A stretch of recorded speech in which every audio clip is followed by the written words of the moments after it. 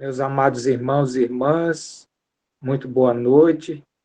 Graças ao nosso maravilhoso Senhor, pela iluminação do seu doce Espírito, nós estamos prosseguindo com a sabedoria divina ao longo desse Evangelho de João. E hoje nos foi reservado, temos uma porção desse capítulo 11 do Evangelho de João, dos versículos 17 ao 37. Nós podemos, antes disso, dizer que o capítulo 11 do Evangelho de João dá conta do episódio da ressurreição de Lázaro. Nós iniciamos na semana passada, houve o comentário dos versículos do 1 ao 16, mas eu queria, meus irmãos, ainda voltar à leitura de todos esses versículos e, na sequência, do 17 ao 37, para que nós trouxéssemos à luz do que vimos na semana passada, algo que precisamos também para o decorrer dessa sequência dos versículos 17 ao 37. Então, eu vou fazer inicialmente a leitura dos versículos do 1 ao 16 do capítulo 11 do Evangelho de João, destacando alguns trechos que vejo como importantes para o prosseguimento hoje do capítulo 11, dos versículos 17 ao 37. Então, vamos lá. Versículo 1 do capítulo 11 do Evangelho de João. Estava enfermo Lázaro, de Betânia, da aldeia de Maria e de sua irmã Marta. Esta Maria, cujo irmão Lázaro estava enfermo, era a mesma que ungiu com bálsamo o Senhor e lhe enxugou os pés com os seus cabelos.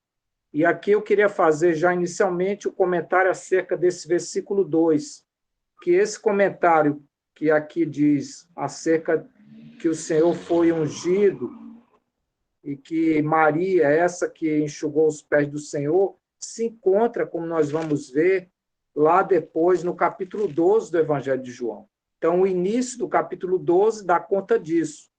Ele vai falar acerca de que Jesus é ungido por Maria em Betânia. Então, é importante deixar isso aqui enfatizado. Prosseguindo, então, vamos para os versículos 3 e 4. O versículo 3 diz assim: Mandaram, pois, as irmãs de Lázaro dizer a Jesus: Senhor, está enfermo aquele a quem amas. E o versículo 4 diz assim: Ao receber a notícia, disse Jesus: Esta enfermidade não é para a morte, e sim para a glória de Deus, a fim de que o Filho de Deus seja por ela glorificado. Então, o comentário acerca desses dois versículos, o 3 e o 4, é que aqui foi dito, né? O próprio Senhor disse que aquela enfermidade não é para a morte, não é para a morte. E é muito provável que, como nós vimos, foi um mensageiro, alguém enviado lá de Betânia para chegar até Jesus a informação de que Lázaro estava doente. Então, é muito provável que aquele mensageiro que levou essa informação de que Lázaro estava enfermo, ele é muito provável que ele tenha trazido esse retorno, que foi o que o Senhor mesmo disse aqui. Essa enfermidade não é para a morte. E isso pode ter sido dito a Marta e Maria. E talvez tenha gerado alguma confiança nelas de que Lázaro não ia morrer. Então, isso é importante a gente chamar a atenção. E aqui também, nesses dois versículos, fala, no caso, no versículo 4, a questão da glória de Deus. E aí eu queria abrir também um comentário acerca disso. A glória de Deus, meus irmãos, é a própria revelação de Deus. No caso específico desse conteúdo que nós estamos tratando, é a autorrevelação de Deus, que é manifestada pelo próprio Filho de Deus. A glória de Deus, ela se distingue do louvor devido a Deus. Então, o louvor é algo que nós, né, fazemos com relação a Deus, mas a glória de Deus é algo que parte do próprio Deus. E isso é importante que nós tenhamos esse discernimento. E aí podemos também dizer que a morte e ressurreição de Lázaro, assim como também foi naquele episódio da cura do cego de nascença que nós vimos lá no capítulo 9 de João, elas ocorreram para que a glória de Deus pudesse ser revelada. E, ao mesmo tempo, essas particulares revelações da glória de Deus aconteceram para que o Filho de Deus fosse também glorificado por meio delas. E aí nós podemos também nos valer do que se encontra com relação à glória de Deus no Salmo 57. Então, Salmo 57, deixa eu só abrir aqui, o versículo 11. Então, acerca da glória de Deus, Salmo 57, 11. Há mais outras passagens que dão conta da glória de Deus, mas eu vou elencar duas aqui.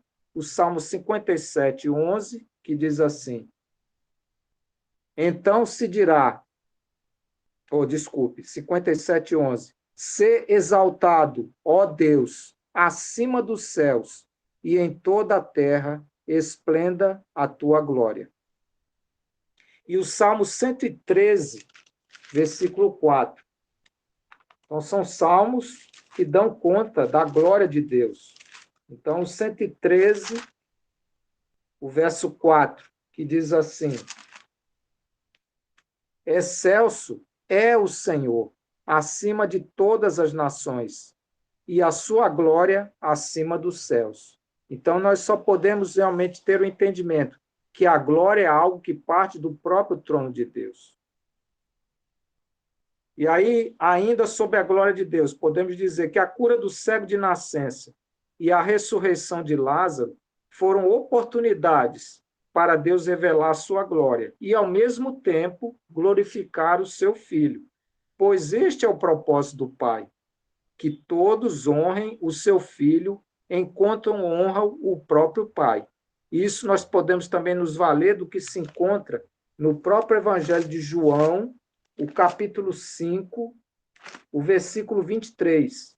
Então, em João, capítulo 5, versículo 23, acerca dessa questão da glória, não só do Pai, mas também do Filho, diz assim: em verdade, vos... Só um minutinho. 5:23. Em verdade vos digo que vem a hora, e já chegou, em que os mortos ouvirão a filha... Me perdoe, irmãos, eu fiz alguma confusão aqui. Aqui essa menção ao capítulo 5 de João 23 é uma menção que eu vou fazer posteriormente. Não é aqui acerca da glória, eu peço que me perdoe. Mas, continuando essa questão da glória de Deus, nós vamos ver também em João, capítulo 17.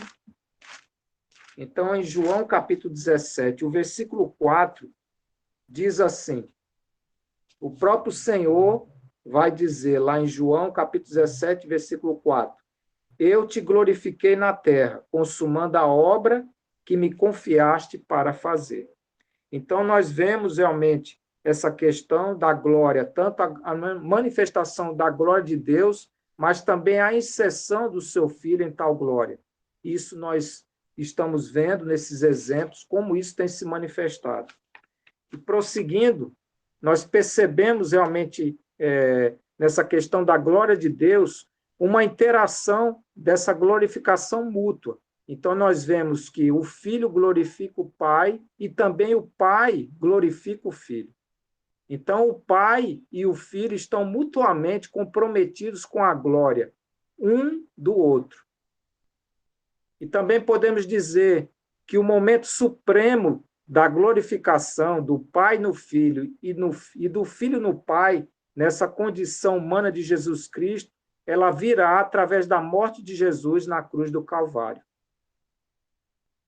Podemos ainda dizer que o episódio da morte e ressurreição de Lázaro mostrou a glória de Cristo de três maneiras. Então, como nós podemos dizer que houve essa manifestação da glória de Cristo de três maneiras? Nesse episódio, foi exposta a sua divindade como Filho de Deus, como nós podemos atestar.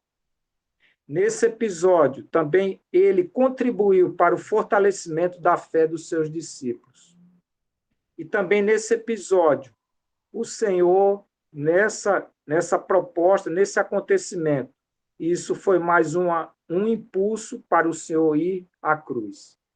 Então, tudo isso, todo esse episódio da morte e da ressurreição de Lázaro é uma manifestação da glória não só do Pai, mas também de seu Filho, principalmente pela missão humana de seu Filho, que agora nós sabemos cujo ápice é ele ir deliberadamente e voluntariamente à cruz e ali nos salvar.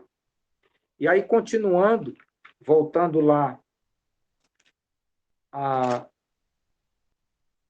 João capítulo 11, nós podemos ver o versículo 5.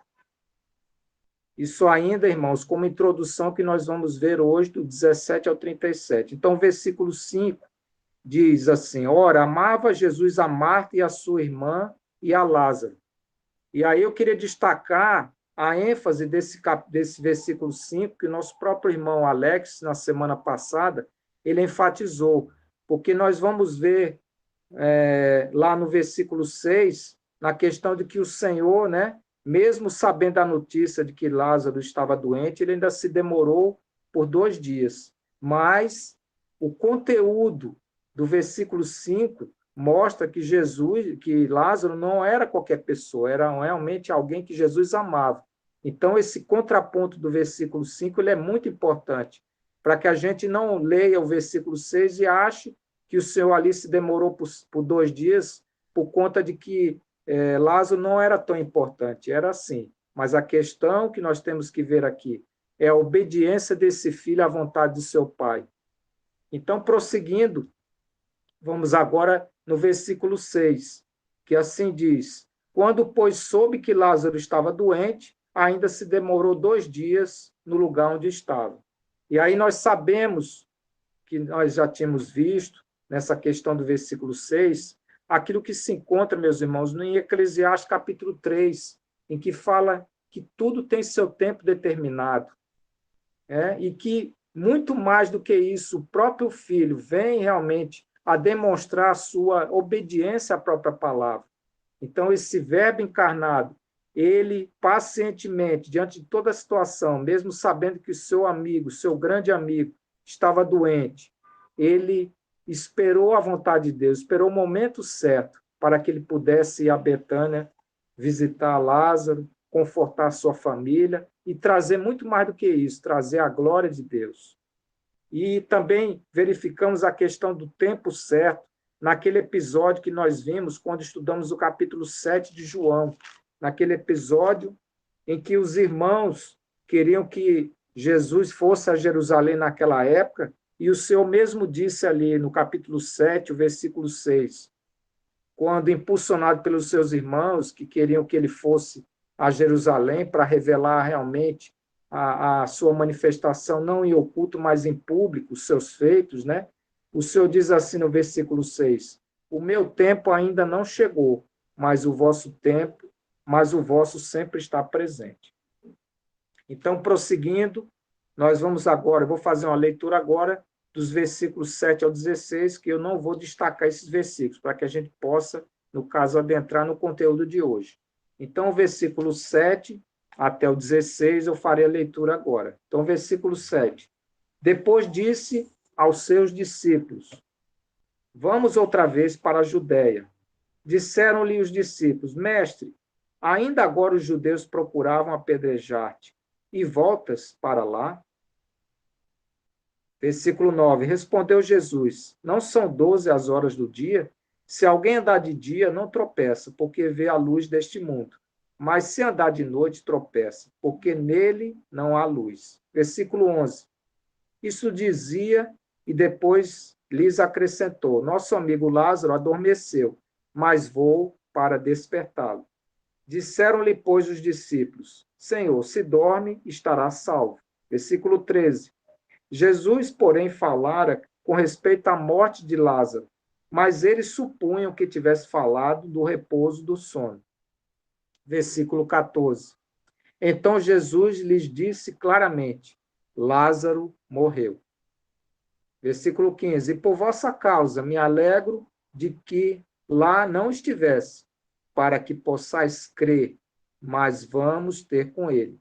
E versículo 16 e último, que foi objeto do estudo na semana passada, diz assim, então Tomé, chamado Dídimo, disse aos condiscípulos, vamos também, nós para morrermos com ele. E aí, meus irmãos e minhas irmãs, nós adentramos no conteúdo de hoje, que eu vou fazer primeiro uma leitura de todo esse texto, do 17 ao 37, e depois, no caso, eu vou fazer o comentário, os comentários, versículo a versículo. Se não, vejamos. Então, eu vou primeiro fazer a leitura total do conteúdo de hoje. Então, versículo 17. Chegando Jesus, encontrou Lázaro, já sepultado havia vários dias. Versículo 18. Desculpem. Chegando Jesus, encontrou Lázaro, já sepultado havia 4 dias. Me perdoe. Versículo 18.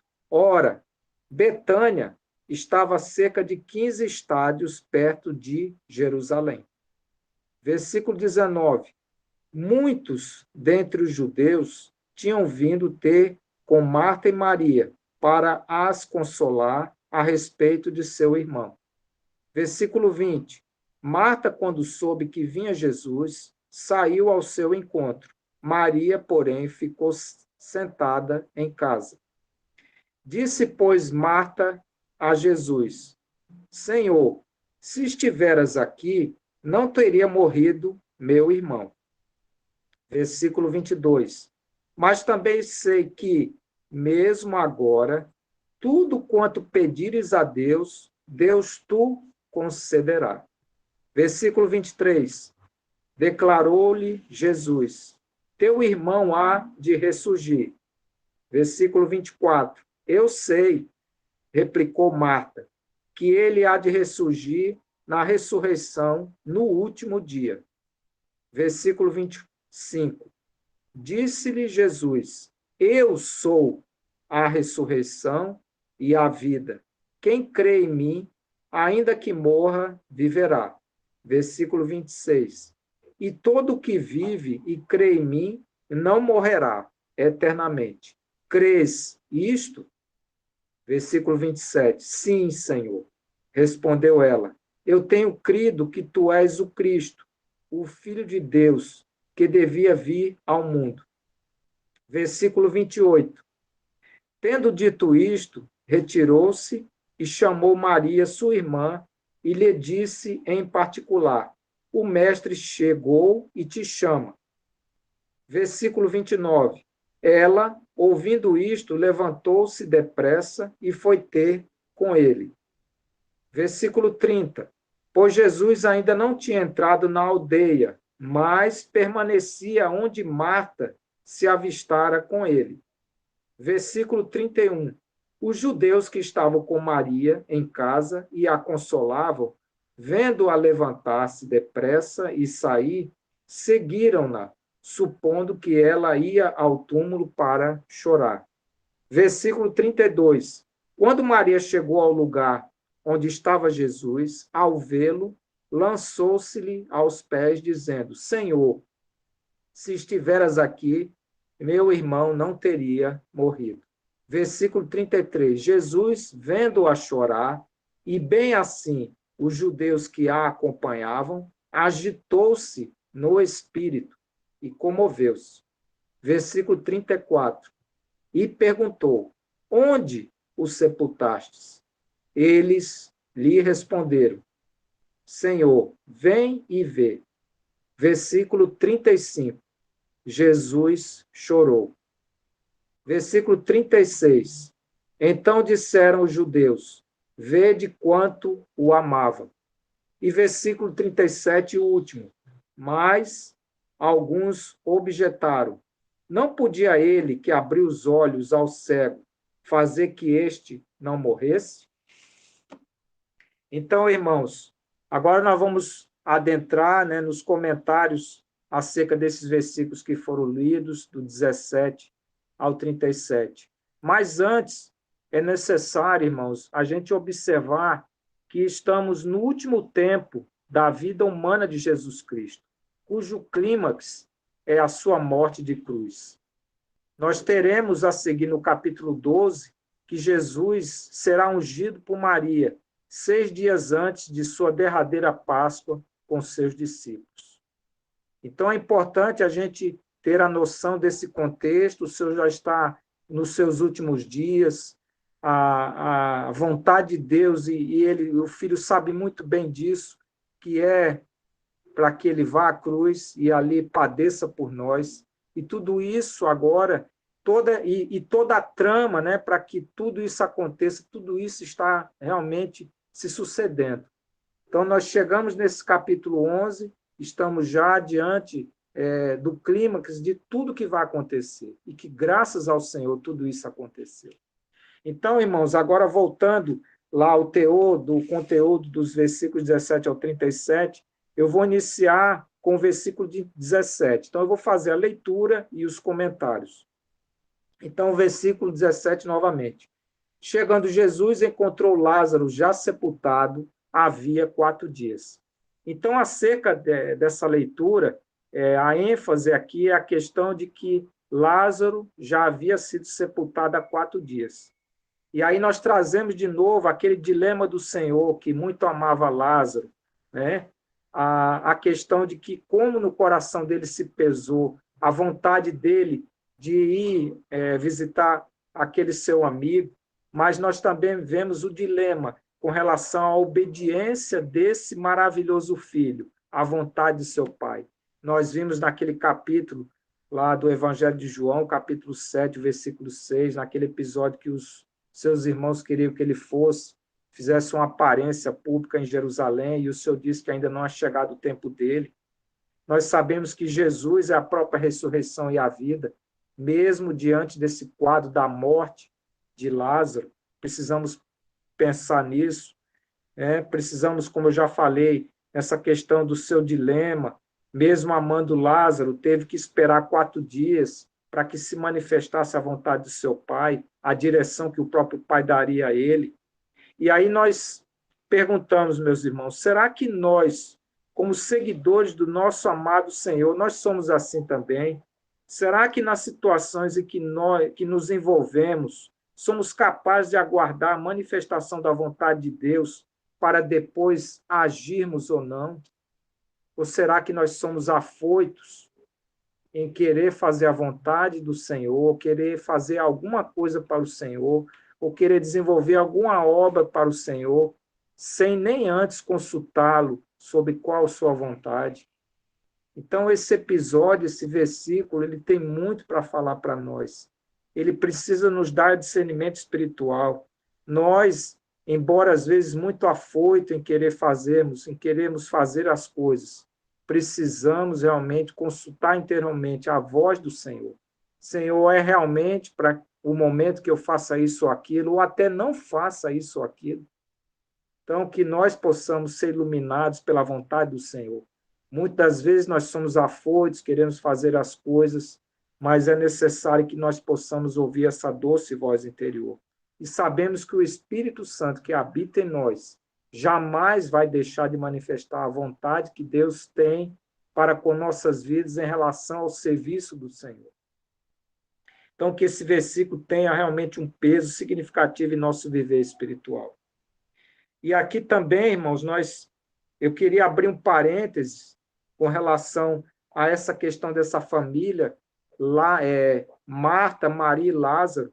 Aqui há, nessa família, nesse lugar chamado Betânia, lugar de aflição, mas também lugar de descanso do Senhor. Esses 3 componentes da família, eles têm um papel muito importante. Esses 3, Marta, Lázaro e Maria, eles significam 3 aspectos da nossa vida espiritual. Marta, no caso aqui, ela representa o serviço, a aptidão para o serviço. Mas tudo precisa ser feito com equilíbrio. E aí não adianta só o serviço. Nós vamos ver na questão de Maria um outro aspecto que é o coração. Ou seja, uma sintonia com a vontade do Senhor. Não adianta só querermos servir. É preciso que estejamos atentos. Não adianta só termos esse espírito de Maria de querer servir. Como nós vimos lá no episódio que há em Lucas, capítulo 11, em que mostra realmente Marta preocupada, né, em fazer as coisas. E isso é interessante, isso o Senhor quer que nós tenhamos, nós sejamos realmente aqueles que se preocupam com a obra de Deus, com o serviço ao Senhor, sim. Mas é preciso que também tenhamos essa questão que está em Maria, um coração. Como o Senhor mesmo lá no capítulo de Lucas, o capítulo 10, o Senhor vai dizer lá, naquele episódio, que está lá em Lucas capítulo 10, dos versículos 38 em diante, daquele episódio de Marta e Maria, que Marta andava agitada de um lado para o outro, ocupada com muito serviço, e ela viu Maria, né, que se quedava aos pés do Senhor, e Marta, no caso, vai chamar a atenção do Senhor, né? Senhor, não vê minha irmã, né, que não se importa que minha irmã tenha deixado que eu fique a servir sozinha, e ordena para que ela me venha ajudar, e o Senhor lá no versículo 41 diz, Marta, Marta, andas inquieta e te preocupas com muitas coisas. Entretanto, pouco é necessário, ou mesmo uma só coisa. Maria, porém, escolheu a boa parte, e esta não lhe será tirada. Então, nós vemos esses três aspectos sendo colocados em uma integração. É necessário o serviço, mas também é necessário um coração. Então, não queremos criticar a atitude de Marta em querer servir da forma como serviu. O Senhor não a criticou ali naquele conteúdo de Lucas 10. O Senhor falou de uma outra parte muito preciosa que está em Maria, que é um coração em sintonia com a sua vontade. Então, nós vimos os dois aspectos de Marta, que simboliza o serviço, Maria, que é um coração, e aí essas coisas precisam interagir, e também vemos outro aspecto que é Lázaro, que em nenhum momento nós temos aqui em Lázaro qualquer discurso, qualquer fala. Lázaro representa o testemunho. Então, nós precisamos agregar, congregar, precisamos realmente entender que esses três aspectos da vida espiritual, o serviço, o coração, que significa uma vida devocional, uma vida dependente, como o próprio Senhor era dependente de seu Pai, nós vimos nessa questão do Senhor esperar a vontade do Pai se manifestar, e o testemunho, que Lázaro demonstra isso, eles precisam estar em total integração e interação. E que o Senhor possa nos iluminar, meus irmãos, nessa questão de que nossa vida espiritual precisa estar integrada nesses três aspectos, representados aqui pela essa casa e Betânia, por esses três personagens, Marta, Maria e Lázaro. Então, voltando lá ao conteúdo do Evangelho de João, nós vamos agora para o versículo, ainda vamos voltar em alguma questão do próprio versículo 17, naquela questão dos 4 dias, daquela espera pelos 4 dias. Isso é muito interessante, porque nós vemos também no capítulo 5, e agora que eu vou utilizar, no capítulo 5 do Evangelho de João, o versículo 28, diz assim: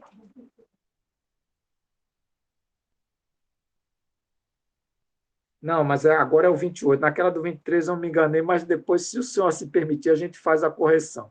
Mas em João capítulo 5, no capítulo 5, versículo 28, diz assim: não vos maravilheis disso, porque vem a hora em que todos os que se acham nos túmulos ouvirão a sua voz e sairão. Então, essa questão do senhor esperar os 4 dias tem muito vínculo, claro que isso também, além da obediência do Pai, tem um vínculo com isso que se encontra no capítulo 5 do Evangelho de João, versículo 28. E aí nós vamos também ainda falar alguma coisa da questão dos 4 dias, porque é muito interessante. Sempre é bom que a gente tenha um pouco do conteúdo, da cultura, da crença que havia naquela época. E sobre isso, a questão dos 4 dias, ela tem algo interessante, porque há fontes que atestam uma crença rabínica de que a alma pairava sobre o corpo da pessoa falecida pelos primeiros 3 dias, tentando reentrar nele. Mas tão logo essa alma percebia a aparência que estava sendo mudada pela decomposição natural do corpo, tudo isso terminava. Então, pela crença que havia, no 4º dia já era reconhecida que a morte era irreversível. Então, isso é um conteúdo muito interessante a gente colocar dentro do que se encontra aqui na questão do Senhor ter aguardado por 4 dias. Claro, sabemos que é pela vontade de Deus que o Senhor se manifesta, mas também vejo que isso também vai de encontro a uma questão cultural, a derrubar muitas crenças, porque se o Senhor tivesse ido a tempo menor, iam poder não atestar a plenitude dessa ressurreição que o Senhor vai operar em Lázaro. Isso é muito interessante. Então, prosseguindo, meus irmãos, agora nós vamos para o versículo 18, que diz assim: Ora, Betânia estava cerca de 15 estádios perto de Jerusalém. E aí um comentário aqui acerca dessa questão da distância, né, entre Jerusalém e Betânia. E aí nós podemos dizer que Betânia encontrava-se a cerca de 2.775 metros, cerca de 3 quilômetros de Jerusalém, ao longo da estrada para Jericó. Então, só para os irmãos se situarem. Então, prosseguindo agora, nós vamos para o versículo 19, que diz assim: Muitos dentre os judeus tinham vindo ter com Marta e Maria para as consolar a respeito de seu irmão. Então, irmãos, acerca desse versículo 19, quanto à questão que nós lemos aqui, a questão de que muitos judeus foram a Betânia para confortar Marta e Maria, tal relato sugere que esta família era bastante conhecida e proeminente. Eu queria que os irmãos entendessem que eu estou dizendo que sugere. Eu não quero fechar a questão, isso é uma sugestão. Então, essa questão de que muitos foram visitar, foram consolar Marta e Maria, demonstra realmente que essa família, a família constituída por Lázaro, Marta e Maria, era uma família bastante conhecida e proeminente. E também acerca disso, nós podemos dizer que, embora consolar os enlutados fosse uma prática quase que universalmente posta, seja como uma responsabilidade de cunho religioso ou social, é certo afirmar que poucos aldeões lá de Betânia teriam o privilégio de serem consolados por muitos judeus vindos de Jerusalém, a não ser por conta de alguma proeminência ou destaque. Então, aqui, o que eu quero deixar é essa questão de que a ida de muitos judeus de Jerusalém para Betânia dá a sugerir uma proeminência dessa família, um destaque dela. E a proeminência também acerca de que é uma família de bens.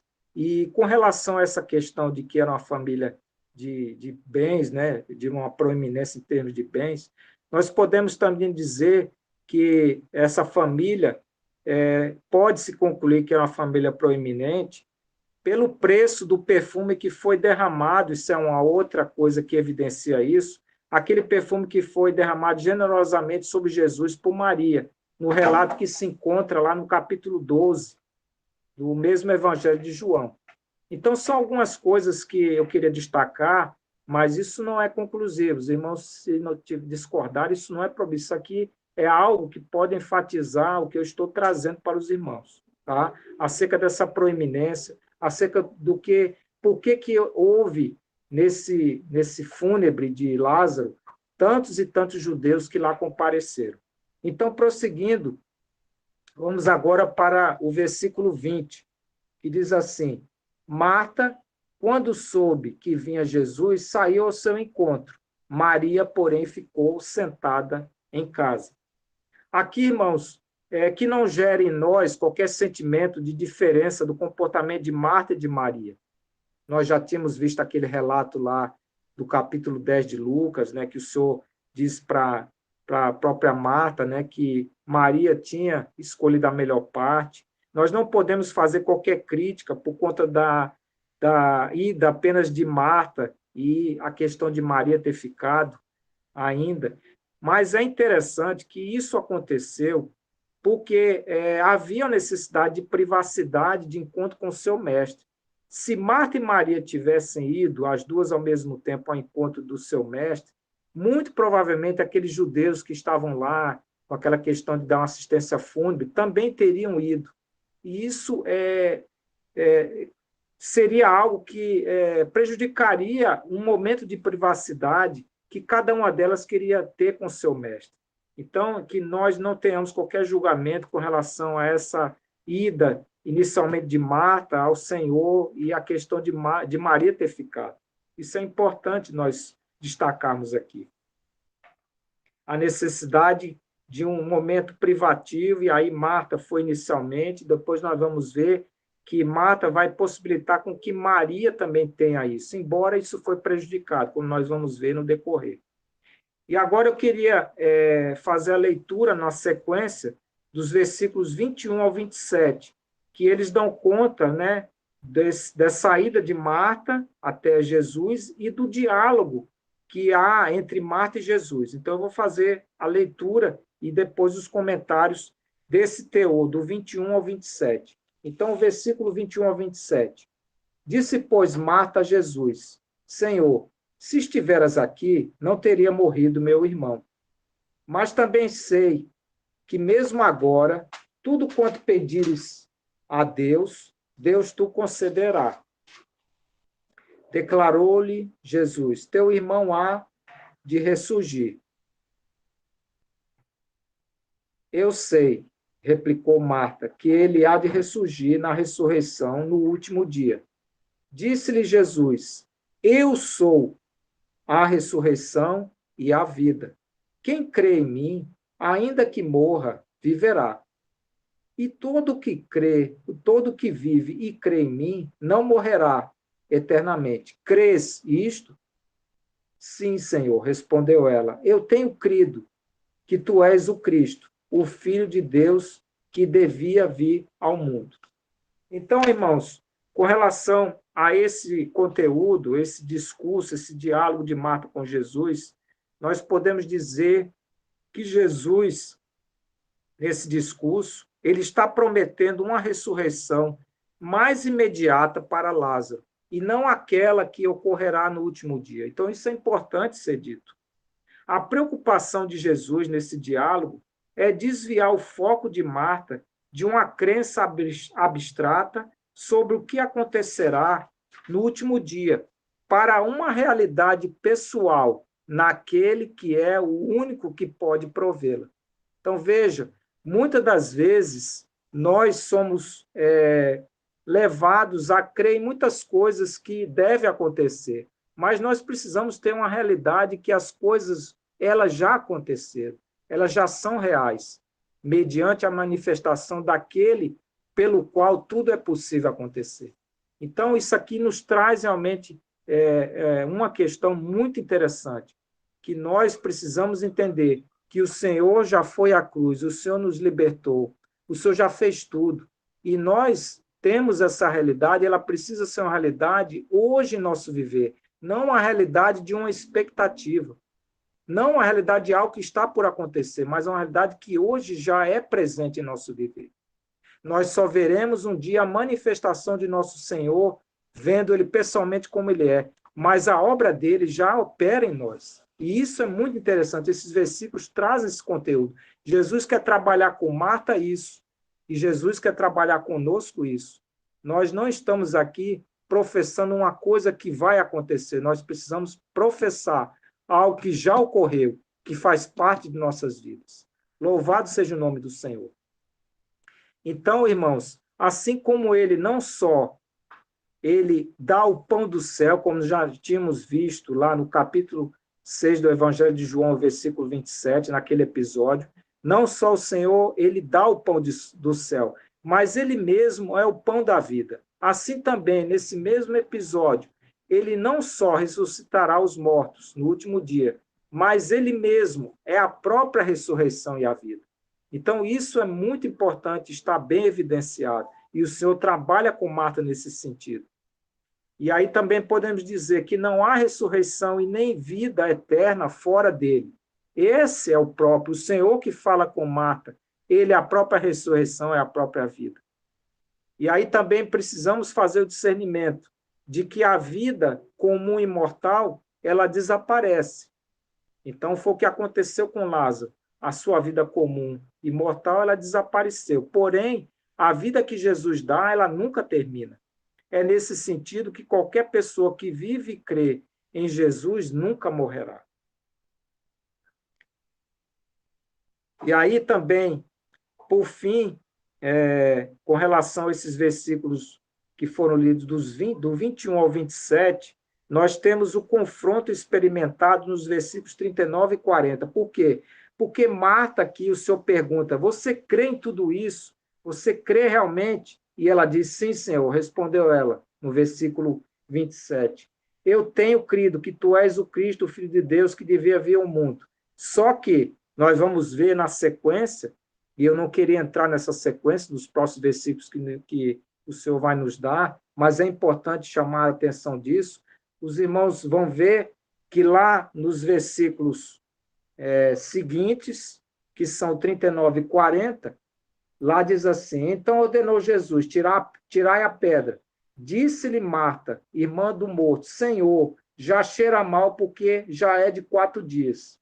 E o Senhor, no versículo 40, diz, respondeu-lhe Jesus, não te disse eu que se creres verá a glória de Deus?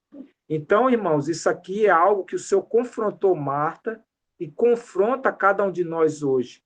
Nós realmente dizemos que cremos nesse filho só para repetir ou temos uma realidade dessa verdade? Marta, lá no relato do 21 ao 27, ela disse, não, Senhor, eu creio que tu és o Cristo, que isso, que aquilo.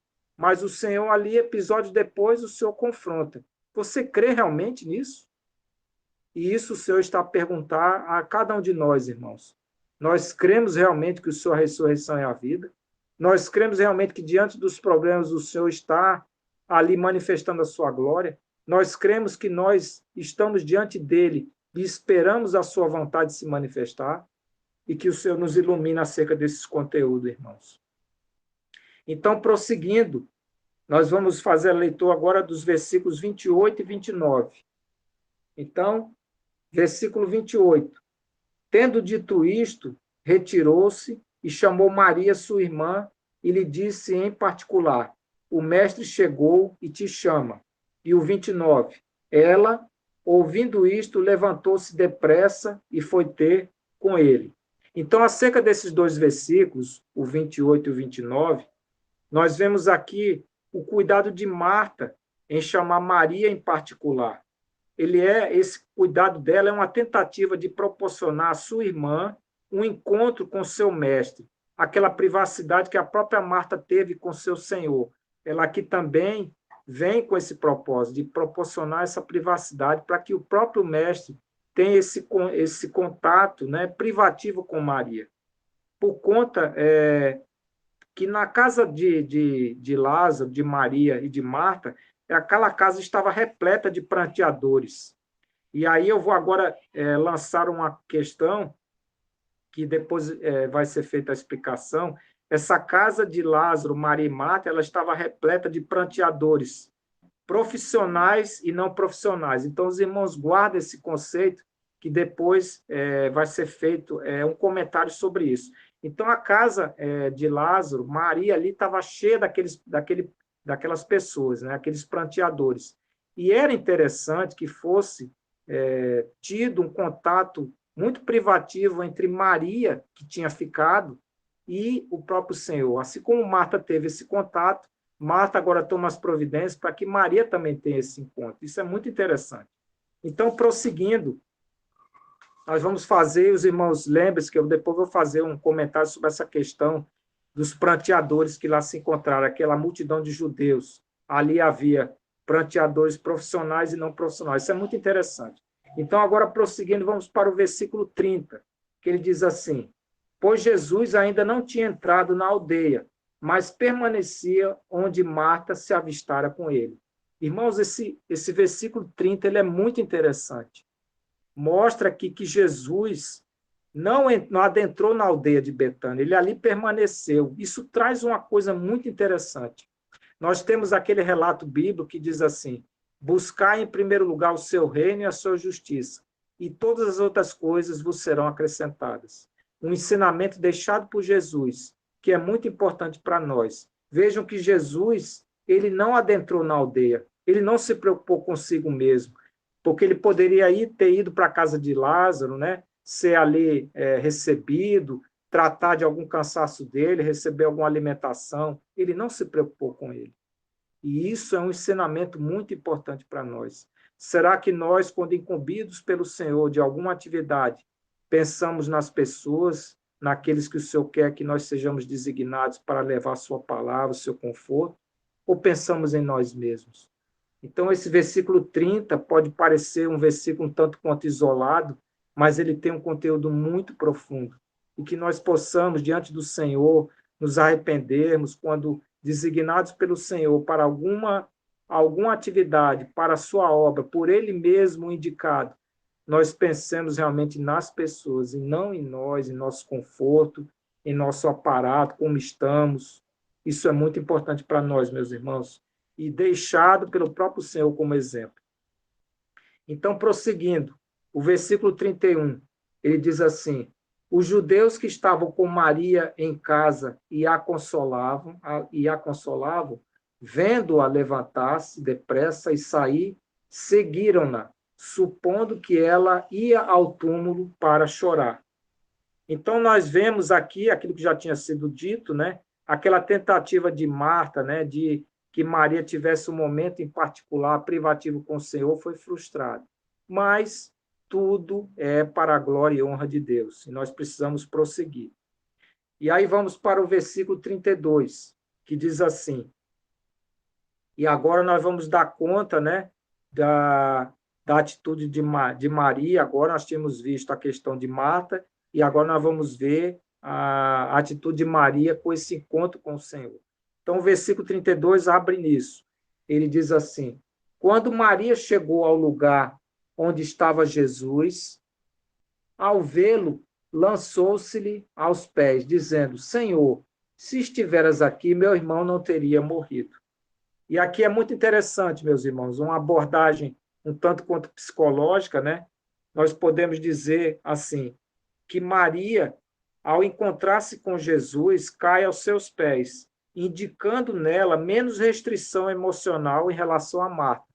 Nós não vemos Marta, quando se encontra com Jesus, essa liberdade emocional, né, de se ajoelhar, se dobrar aos pés do Senhor. Ela vemos Marta, uma mulher mais dura, como nós vimos também naquele relato lá de Lucas, capítulo 10. Isso é muito interessante. E também percebemos que a abordagem de Maria com o Senhor é uma abordagem mais emocional que a de sua irmã. E também é importante, né, que já foi falado com relação a Maria, né, essa questão de que ela é mais assim uníssona, né, com relação a um coração com o Senhor. Isso muito chama atenção. Isso é algo que precisamos trazer à abordagem.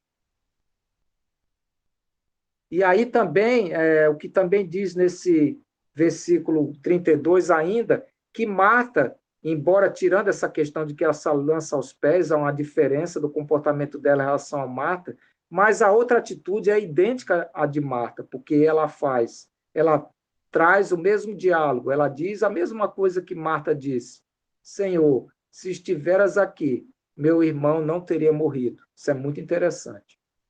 E aí, prosseguindo, nós podemos agora ir para o versículo 33, que diz assim: Jesus, vendo-a chorar, e bem assim os judeus que a acompanhavam, agitou-se no espírito e comoveu-se. E aí, irmãos, acerca desse versículo, é interessante trazermos um pouco da questão da cultura judaica. E aí trazemos também aquela questão que eu já tinha mencionado, de que havia pranteadores profissionais e não profissionais. Agora é o momento de explicar isso.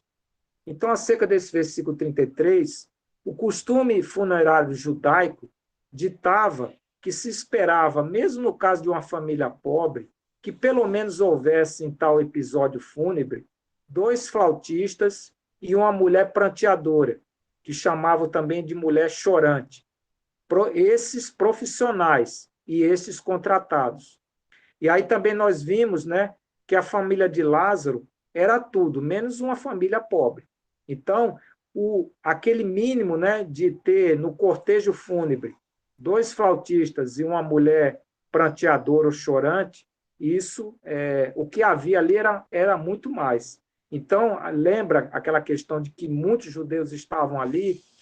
Acredita-se realmente que havia, nesse cortejo fúnebre, né, nessa questão profissional, muitos para esse propósito. Então, naquilo que eu falei, de que havia muitos que consolavam Maria e Marta profissionais e não profissionais, eu quero trazer essa realidade. Então, havia realmente uma questão profissional, e isso nós podemos também trazer, não sei se os irmãos se lembram, dessa questão de que era um costume também, até dos povos pagãos, de oferecer um cortejo fúnebre de relevância.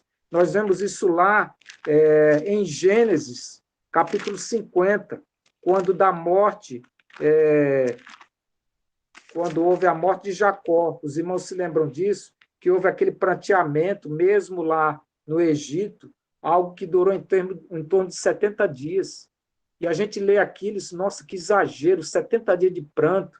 E ainda houve, quando eles se deslocaram para levar Jacó, né, de volta lá à Terra Prometida, houve mais 7 dias de pranto. E até ali, no próprio capítulo 50, há um testemunho, deixa eu só abrir para ser mais fidedigno, no próprio capítulo 50 de Gênesis, há um testemunho daqueles que se encontravam em Canaã acerca desse pranteamento. Isso está no versículo 11, diz assim: tendo visto os moradores da terra, os cananeus, o luto na eira de Atade, disseram, grande pranto é este dos egípcios, e por isso se chamou aquele lugar Abel Mizraim, que está além do Jordão. Então, aqui mostra a proeminência, no caso ali, de Jacó, com relação àquele pranto demorado, exagerado. E aqui também nós podemos trazer para esse conteúdo. Essa família realmente é proeminente. Então, muitos daqueles judeus que vão acompanhar Maria até o Senhor, muitos também são daqueles que são contratados para aquele episódio fúnebre, né? Aquela questão de um pranto profissional. Então, nós podemos aqui trazer uma realidade, que além das lágrimas que Maria ali, diante do Senhor, e o Senhor percebe isso, que ocorre, também ocorre aquele prantear dos seus pesarosos amigos, muitos até profissionais, como foi dito. E isso, sem dúvida, isso traz realmente uma reação do Senhor. Então, esse versículo 33, ele mostra realmente o porquê que o Senhor agitou-se no espírito e se comoveu. Porque, irmãos, uma coisa é certa de dizer, quando Jesus viu tudo isso, ele ficou ultrajado em seu espírito e perturbado. Por quê?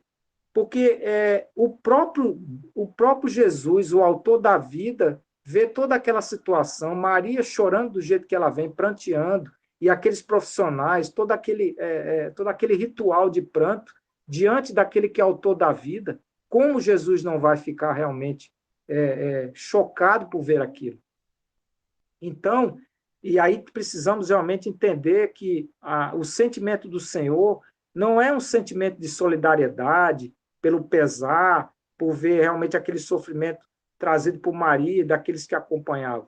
Realmente, o sofrimento do Senhor, o constrangimento do Senhor, é diante dessa realidade, ele, como autor e consumador da fé, como aquele que é a própria vida, vê esse quadro de uma lamúria, de um pranto desnecessário diante daquele que é autor da vida.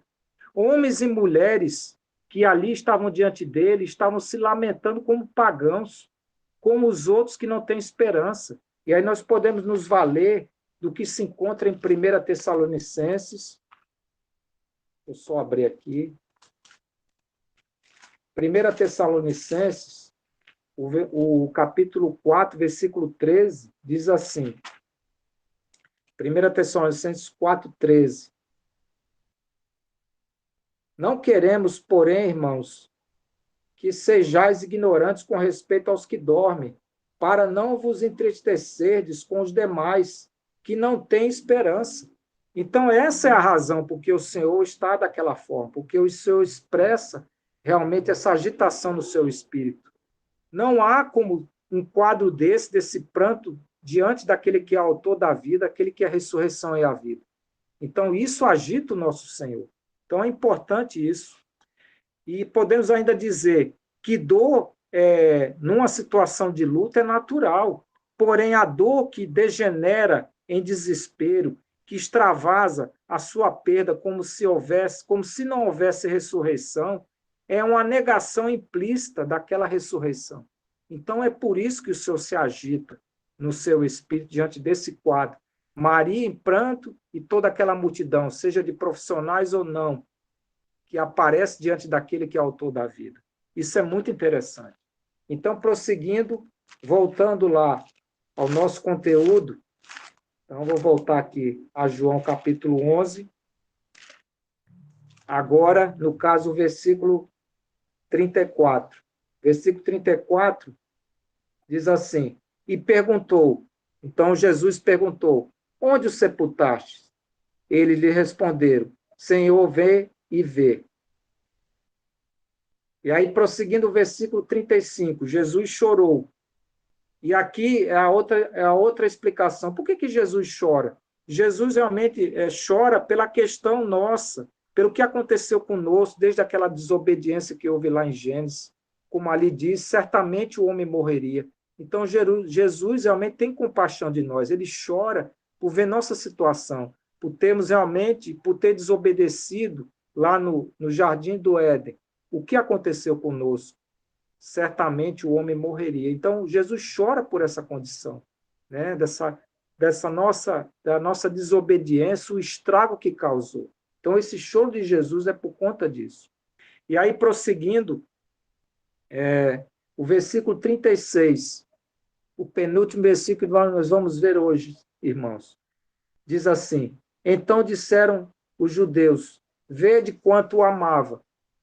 E aqui, o que podemos fazer de comentário desse episódio é que esses judeus que disseram isso, eles não conseguiram realmente alcançar o porquê que Jesus estava chorando. Jesus não está chorando porque Lázaro morreu, Jesus não está chorando por todo aquele cortejo de fundo, Jesus está chorando pela nossa condição, depois da queda do jardim, a nossa condição de que, infelizmente, depois da desobediência, com certeza nós morreríamos. Esse é o verdadeiro choro de Jesus, não por aquele acontecimento ali de Lázaro, mas por tudo aquilo que a humanidade perdeu depois da desobediência.